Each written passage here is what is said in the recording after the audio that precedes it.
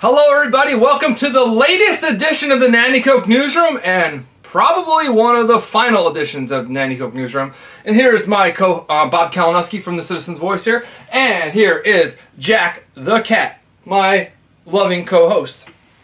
So, we missed the show last night. I told you we weren't going to be on there Monday, but we missed Tuesday because I just got lost track of time on the long weekend and didn't get around to doing the show yesterday. Like I said, this is going to be one of the final editions. I think we'll finish out this week, and then from there we'll see where it goes. Maybe it becomes a weekly show, but America's opening up. Pennsylvania's opening up. I got to get back to work in the office at some point. We're gonna. This is a lot of work on me every single night. It's been tough to come up with content every night. I know a lot of you enjoy it, and that's why I kept doing it from the beginning. But all good things must come to an end. So that's the last probably couple editions of the Nanticoke Newsroom, and then we're gonna put out a greatest hits, the best of the Nanticoke Newsroom at some point this weekend, and early next week we'll release that. We'll go through all of my old shows. So, but first, first I do want to tell you how you can earn an extra $450 a week. There's a new program in Congress, and just stay tuned to that because we actually have some good news to start the show. It's some positive news. I like to call myself a Penglossian person, and what that means is basically for the people in Glen Line and Wannabe and West Nanticoke and Pond Hill, that's kind of excessively optimistic. So I'm a very positive guy. I love positive stories. So this one is about pop-up shields for cops. There was a big program last year called Skate with a Cop out of Wilkes-Barre by DJ Donnie Evans, and he raised, I think, like 70 or 80 of them. They were supposed to have a big event, a Skate with a Cop, as the name sounds, this year, and it was canceled because Corona, but they still raised a lot of shields for cops. And a fourth grader from Greater Nanticoke area recently sponsored 5 of these pop-up shields for Nanticoke's finest, Nanticoke cops.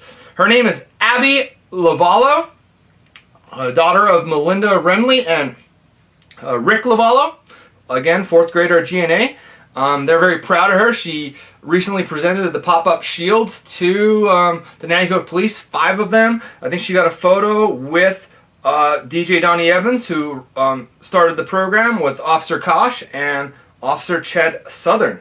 I think then she had to track down Officer Brian Williams to thank him for being a great police officer, keeping our town safe.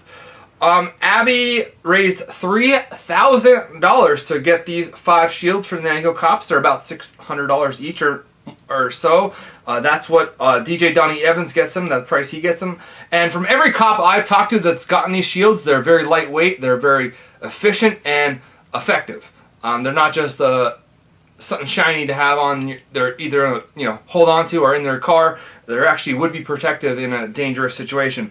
So Abby raised this money from a bunch of sponsors around Nanticoke. I'm going to go through the list really quick, and if I missed anyone or they missed anyone, not my fault, not our fault. Shield 1, Fallen First Responders Association. Shield number 1 was by Fallen First Responders Association. Shield number 2 sponsors were an anonymous donation to Stuchke family, Arbar, One Stop, Garrity's Markets, James Tyndall, Steinbrenner family. I wonder if that's the Yankees people. TNT Subs, Zagarsky family, Brickhouse Pizza, Agnew family. Shield number 3, Honeypot Productions, Costco Allstate Agency, Corbin Insurance, Nanticoke Consultant Service, Ella, Amy, Eric Demillier, Demaga family, Nanticoke Junior Trojans. Shield number 4, Eclipse Fleet Service. Shield number 5, Hooligans Bar and Grill. Quality Hill Playground Association, Joe's Pizza, Tarnarski's Kobasi, Crown Fried Chicken, Cindy Lohman, Melissa Stork, Rodusky family, Melissa Lee and family, Monska family, in memory of Pop, and Lovello Rem family. The reason I listed every single one of them is because they always say it takes the village, to raise a child or whatever, it takes a village. This is a great example of small town America coming together for a good cause for our city police. And guess what? I guarantee so many of us would have donated if we even known about that Abby was raising this money. Great job, Abby. And her mom wrote on Facebook today, Abby wants to thank everyone from the bottom of her little heart for the support and help. and for the support and help of all these businesses, her friends, and family members she received. So great job, Abby. And I think it's a positive story to start the show. All right, extra $450 a week. So you might have seen recently, right now, people who are in unemployment, because of the coronavirus, their employees laid them off, their employers laid them off. They're getting $600 a week extra on top of their unemployment compensation. Like that's what normally you'd get. But the federal government, because coronavirus, these employees are now getting $600 more a week. So if you have the chance to work or make $600 more a week than what you were making, or what even employment would give you, why would you go back to work? Who would? It doesn't even make sense why you would. Now, granted, it's temporary, but while it's temporary, who would go back to work when you can make $600 extra a week from the federal government? That's a lot of money. That's probably more than some of these employers are even making right now with loss of business. And granted, also, employers could say, I offer this person suitable work, and they didn't want to come back. But that puts the onus on the employer to make themselves look like a bad guy on the person who's struggling, who's a rank and file employee. No employer generally wants to do that. So basically, the options right now are work and get your salary like I am, or do nothing, sit home all day, or maybe look for a job all day but not work, and get unemployment compensation from the state plus $600. Well, there's two things that are going on in Congress right now. Some people want to continue the $600 probably indefinitely or months longer. And then there's another plan I saw today. So now you could do nothing and get your unemployment, or you could go back to work. And if you go back to work, the United States government, in addition to the salary you get coming back to work, they want to give you an additional $450 a week for the next couple months to go back to work. Like a bribe. They're bribing you to go back to work. Isn't the work enough, the money that you'd get from working? So it doesn't apply to me and you that have been working, or a lot of us that have been working throughout this, but basically they're exchanging, instead of giving you $600 to not work and be on unemployment still, they're going to say, we're going to come back to work, please, and you get an extra $450 a week for the next couple months. Not a bad gig, I guess, right? So hopefully that inspires some people to go back to work rather than collect $600 sitting home not working. All right, we did a little cemetery trek on Memorial Day. I went to go see my grandparents' graves. Then my great-grandparents' graves are right nearby in Holy Trinity Cemetery in Nanticoke. And while I was trekking along, I stumbled upon Angelos Richie's grave from Angelo's Pizza in Wilkes-Barre. And I think I posted this on Facebook the other night, but few people know, or many people don't know, that aren't from Nanticoke, that he is actually is a Nanticoke guy. Obviously, and now he's buried in a cemetery here in Nanticoke, Newport Township, right on the border. So what's interesting about all three couples I just brought up was all three husband and wives lived a very long life and died within a year of each other. My great-grandparents, and it always seems to happen that way, right? My great-grandparents, one, Alexander, died in 1956. He was a coal miner. Obviously, I never met him. Obviously, my dad didn't even meet him because he was born in 1960. And his wife, Lecadia, died. Polish immigrants died in 1957. So my grandparents, my Jaji died unexpectedly in March 2006. And then a few months later in August, my Bachi died on August 2006. And then I was looking at Angelo's grave marker, and it says Angelo died in March of 2019.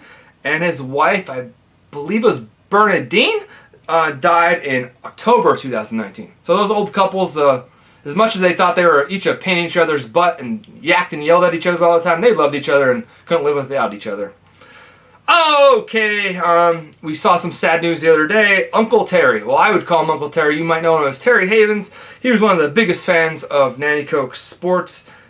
He passed away over this Memorial Day weekend. Very sad. He used to take me to a lot of Nanticoke basketball games, including the big playoff games far away.